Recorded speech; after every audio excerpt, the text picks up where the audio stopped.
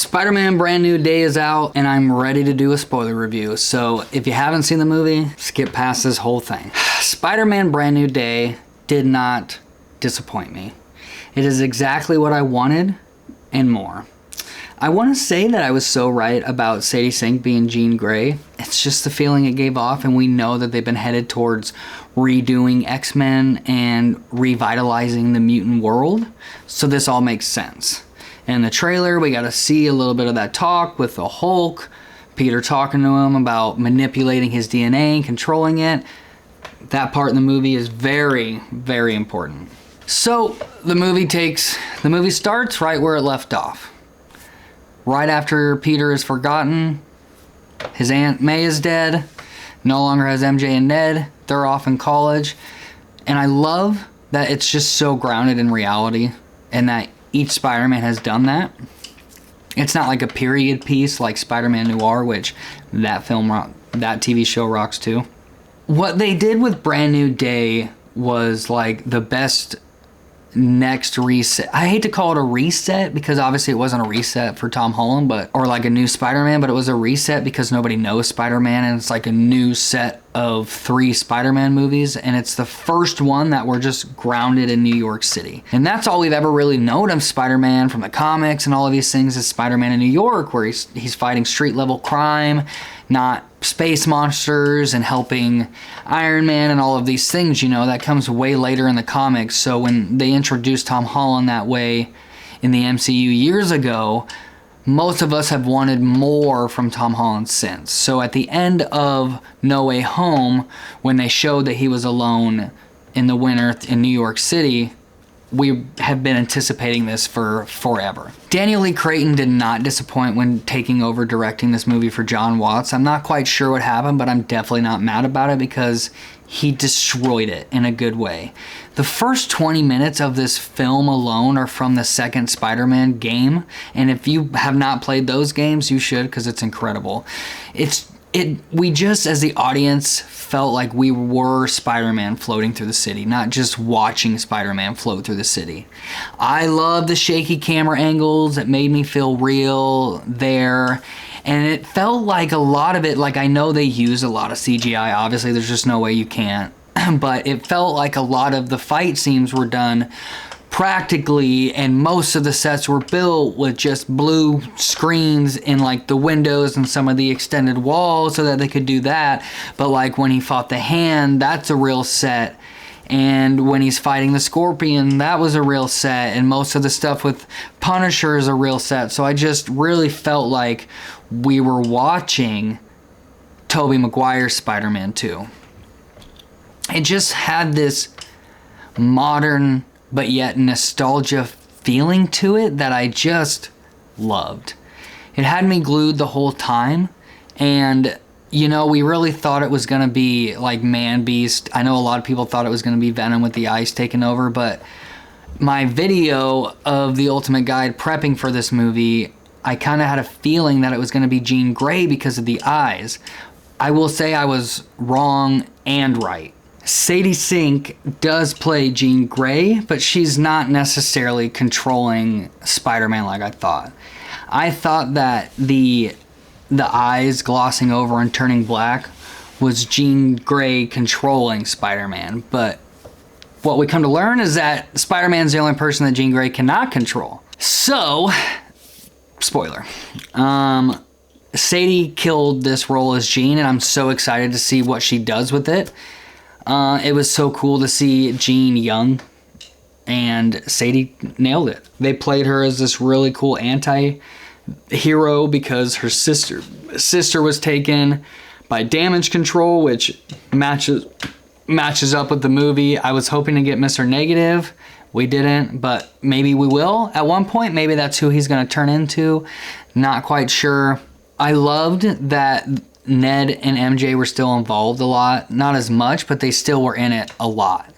And we're going to get them back in future films. And the scene where MJ draws them and is like, y'all look like best friends. Oh, that made me cry because like we all know what it's like to feel alone like that. And I can't even imagine, like obviously it's just a fictional story, but I can't imagine being Spider-Man, losing literally everybody, and you can't even talk to your best friend who you had such a connection with, you know?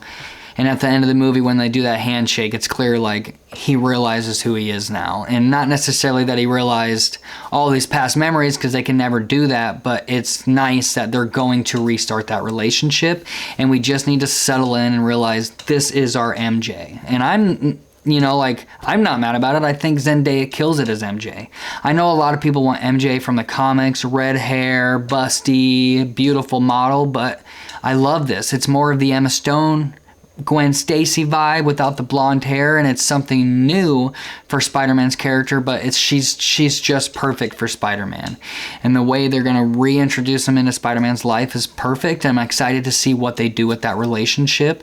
It's always been a conspiracy theory that Ned's going to turn into the Hobgoblin, and I kind of hope so, because I think that'd be cool. I thought that's why he lost all of his hair, but maybe that was just a personal... I don't know, don't matter. I just thought that's what that was going to be for, but we have yet to get that. I will say, I don't think that we will ever get this in a Spider-Man movie with Tom Holland, but I was hoping there was going to be some sort of introduction to, like, Oscorp or Harry, or he starts working for Oscorp, but that's the Tobey Maguire universe, and that's the Amazing Spider-Man universe, so it's okay. I'm not mad at you. That being said, how the fuck is Spider-Man making money? Okay? We know he's broke and struggling, but he's still making money somehow buying flowers and stuff all the time, and we don't really know how. There's no bugle, he's not taking photos of anything, and to me, that's such an important characteristic trait in Spider-Man, is that he has the only relationship with Spider-Man to get photos, and we're not having that, and I feel like that's the last piece we need to really make him feel grounded here in New York City. Maybe in the next one we'll get that, and maybe that's just that slow development that they're doing, but I don't know. So To the Eyes. Is it Venom? It wasn't any of those things. To me, it was actually like a coming of age. And I had read at one point that the director wanted it to feel kind of like a John Hughes movie. And I kind of got that vibe.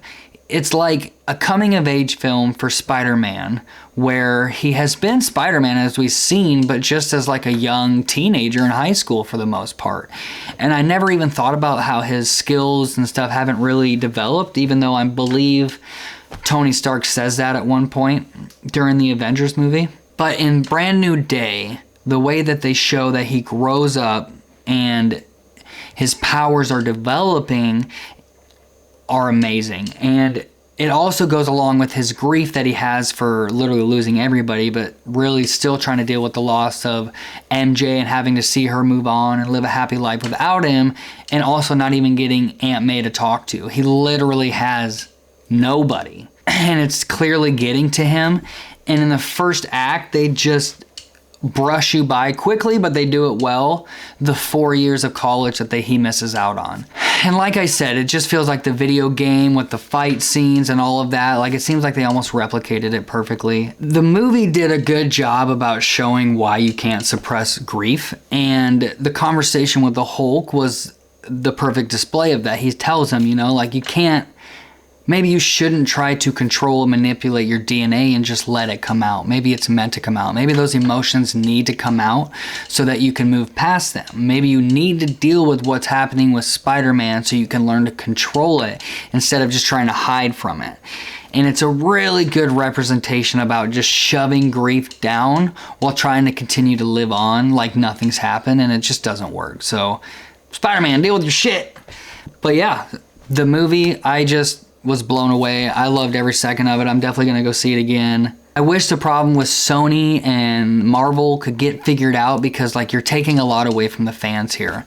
Tom Holland definitely at some point needs to be in the symbiote suit, and he has to be in Secret Wars, so we know it's going to happen. But like, if he never does that, I feel like that's a missed opportunity, because what he did in this movie with those anger moments and when he lets it get the best of him when he's kind of evolving is the perfect display of Venom, and he could do it. So please give it to us.